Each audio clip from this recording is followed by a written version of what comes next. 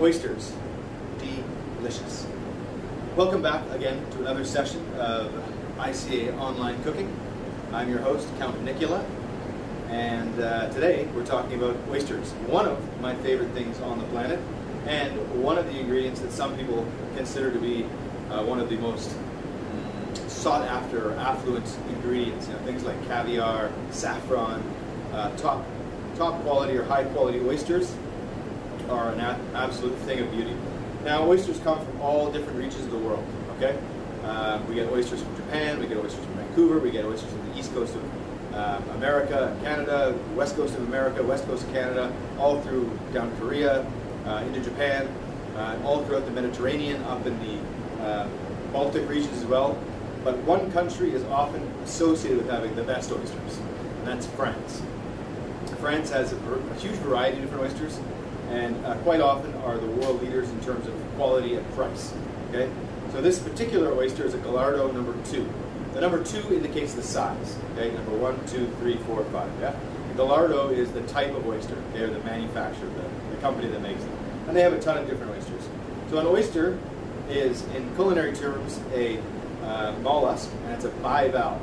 Okay, bivalve means it has 2 shells, top and bottom. Okay, so if someone gives you an oyster like that, it's upside down. Okay, an oyster is always arced on the bottom. Okay, and the shell, the top part, is on the flat. Okay, so there's a lot of ways you can eat oysters. Obviously, a lot of people like to grill them. You can just take them, put them directly on a barbecue. Eventually, they'll open. You can shuck them, and you can eat them raw, which is what a lot of people do, which is the most common method of doing it. If you're going to eat oysters raw, it's really a good idea to make sure they come from a reputable source. Okay? It's very common for people to get shellfish poisoning or food poisoning from eating bad oysters. Okay? So waters that are tainted or full of pollution, not such a great place to be eating oysters from. Okay?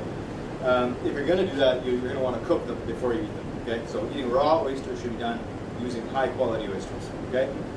Today, though, we're going to make 2 different things. We're going to make raw oysters on the half shell with ice and a sauce called mignonette, and the other type of oyster is going to be tempura style with a sea urchin mayonnaise. Okay? So the first thing we need to do is to open an oyster. Now you can do this 2 ways. You can buy a glove that's made out of metal, and I don't mean like a shield of armor, but it's more like a chain mail. Okay, it's very flexible. It's like a regular cotton glove, but it's made out of metal. Or you can just use a simple kitchen towel like I have here. So what I usually do is I roll up the kitchen towel a little bit to give myself a bit of an angle. And then I put the kitchen towel also down. The back, so this is the front of the oyster, this is the back end. Okay? The back end is where the muscle is that keeps the 2 shells together. So what I want to do is using an oyster shucker. Okay? It's best to use an oyster shucker. Okay? They're slightly pointed, but they're not sharp. Okay? You're not going to be wanting to use a kitchen knife because you're probably going to break the knife or you're going to stab yourself. Okay? Either way, that oyster's not coming out of there. So I'm going to take an oyster shucker. These come in all metal, they come in wood, metal, doesn't matter. And so I'm just going to put a little bit of pressure onto the back part of the shell and just twist until I hear a little pop, and that is the top shell splitting from the bottom shell.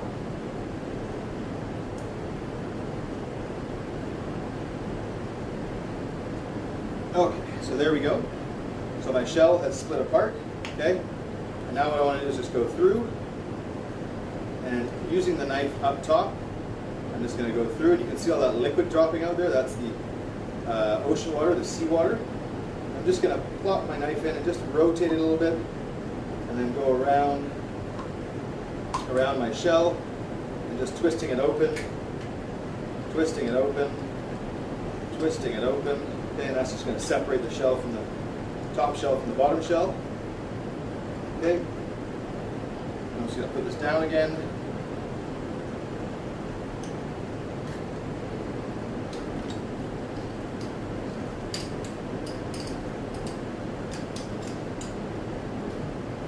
And so there's our oyster meat. Okay. Now, if you're going to serve this on a half shell, like raw, there's a muscle in here. Okay. And the muscle is located right there, okay?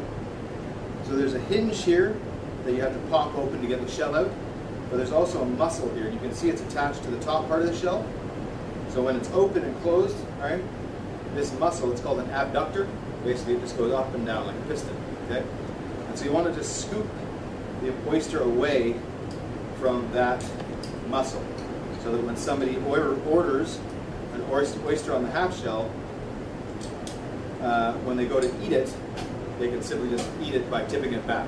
If that muscle is still connected, the oyster is going to stay in the shell, and they're going to sit there looking quite silly, just with a muscle like this, and nothing coming out. Nobody wants that. So what I'm going to do is I'll just set this off to the side, and I'll do one more, okay? I'm just going to clean off my cutting board here a little bit. So again, just roll up a little bit. Okay, get an oyster. And you're just going to go back straight down until you get a little bit of a pop. Okay, and you're going to go around. And you're just going to pop this shell right off. Okay, so my muscle's there. So now my oyster itself, I want to clean off to make sure there's no debris. Okay, you want to make sure that there's no shell, little bits of shell in there. You can also give them a little bit of a rinse with ice water if you want. And then I just want to go around, like I said, releasing the oyster from the muscle. Okay, and so now it's ready. You can see that sliding around freely. So now it's ready to be eaten straight. Okay, you can also put lemon on here, Tabasco, or later I'll show you how we're going to make a mignonette sauce. So we'll come back and we'll finish this off doing a mignonette sauce, and we'll also do a tempura style. See you in a minute. Okay, so we've got our oysters shucked here, okay? And as I mentioned before, there's quite a few ways you can serve these. Very, very common, okay, is to serve them on the half shell. And so we'll just take 4 or 5 of our oysters here, okay? Like so. We'll take a couple lemon wedges.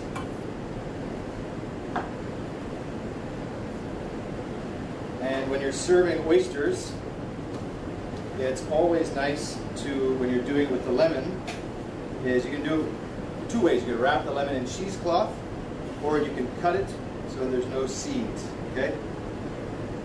So what I've done there is I've just cut a little bit from the top, and then I just use the tip of my knife to get the seed out, okay?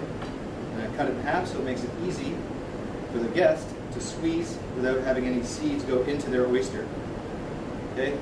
So it's these little things that you do to exceed guest expectations, right?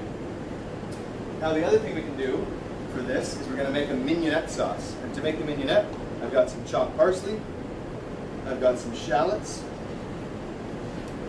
and I've got some red wine vinegar, okay? And this we're just going to mix together. I'm also going to add a little bit of fresh lemon juice because I like that. Okay, and then using a spoon, we just stir this together, okay? And this mignonette could then be served just over top of the oyster like so, okay? So the mignonette can be served on top of the oyster, it can also be served on the side of the oyster. It's really up to the person making it.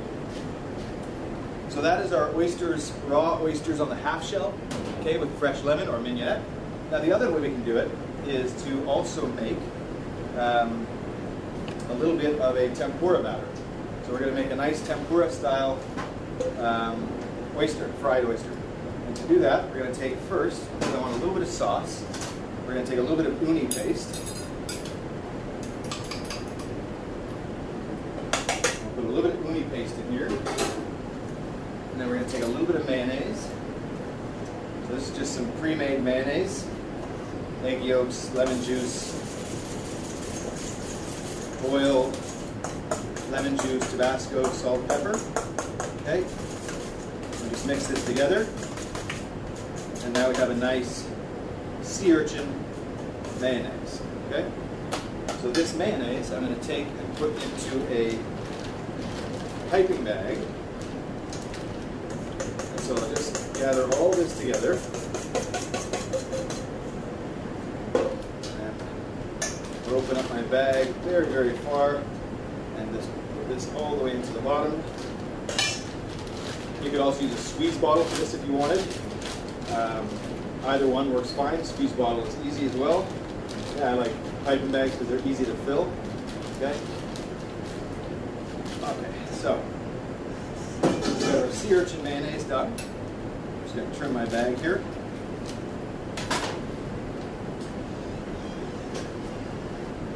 I've also got my oysters on the half shell already finished. I've got my uni mayonnaise here. So what I want to do is now I want to make a quick tempura batter. And to make the tempura batter, I'm going to take some rice flour and some corn flour and some baking powder. Start to mix these together. I've also got some vodka here. And the reason we use vodka is because the boiling point of vodka is lower than water. So what will happen is, as I start to mix my batter, when I start cooking it, the liquid will evaporate faster, okay? And that'll leave us with a much nicer, crispier product. So I've got a little bit of vodka here, so I'm going to put in some vodka. And I also want to add in some water, just enough to make a thin tempura batter. So it shouldn't be too thick like pancake batter. It should be more like a crepe batter, okay, but a thin crepe batter. So add a little bit more water to this.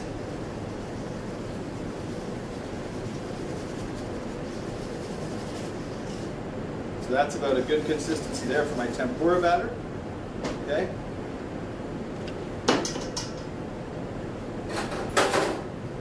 So I'm going to get some oil heating up here. Okay. And I've got a little bit more rice flour here. So I'm just going to take my oysters that we shucked earlier, and I'll just put them on the rice flour. And this is just going to help them to absorb a little bit more of the tempura batter when they go into it.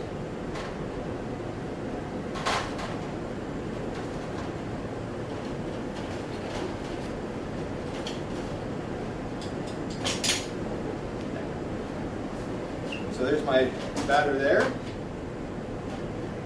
I've also got some really nice trout roe here, and this is also going to add a really nice flavor to our oysters. So I want to just check my temperature, my oil temperature. So what we're looking at is for about 375 degrees Fahrenheit.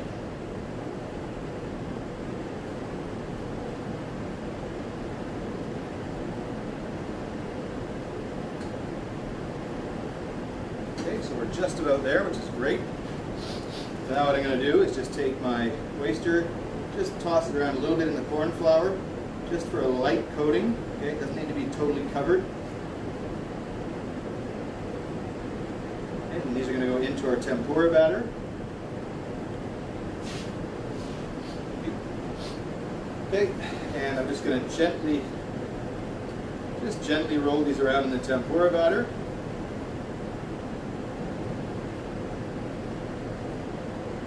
Okay, and then straight into our fryer oil.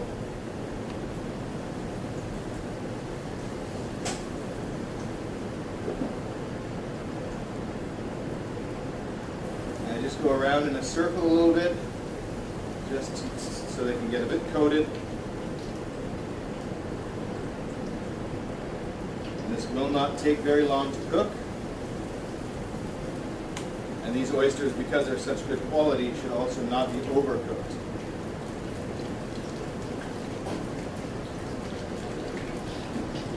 I'll clean up my hand a little bit here. I've also got, as I mentioned, some trout roe here. I've got a pie plate here with paper towel so that I can get the oysters out and drained. And you really want this tempura batter to be nice and light and crunchy.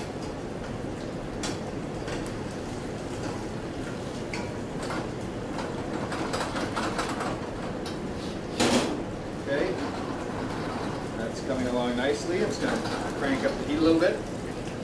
So I've got a plate here with a little bit of rice. That's just to keep the oyster shells from moving around too much. So I'm just going to anchor 4 shells in, but offset from each other. Okay. So I've got 4 nice oyster shells here. I've got my trout roe. I've got my uni mayonnaise ready. Okay. And then we've got these nice, very, very light tempura oysters. And so this will have a very nice, light, crunchy texture. And again, for people that don't prefer to have raw oysters, because not everybody likes raw oysters. Some people don't like the texture of raw oyster. Some people just have a, an idea about raw oysters that they're, unhealthy, or they're bad for you, or they can make you sick. But as I mentioned before, if you're getting them from the right supplier, then you have nothing to worry about. Okay. So there's our nice tempura oysters. Okay. And so here's our batter. Okay. Very crunchy. Okay. So that's the key, is using vodka and water or any kind of alcohol, but not a strong flavored alcohol. Okay. Now what I want to do is we're going to arrange our tempura oysters onto our shells.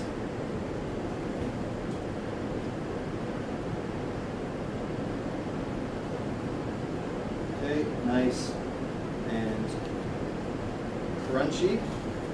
And this is something, if you're going to serve this, you're going to want to serve it, you're going to want to cook the oysters a la minute, or to order. You don't want to cook them ahead of time.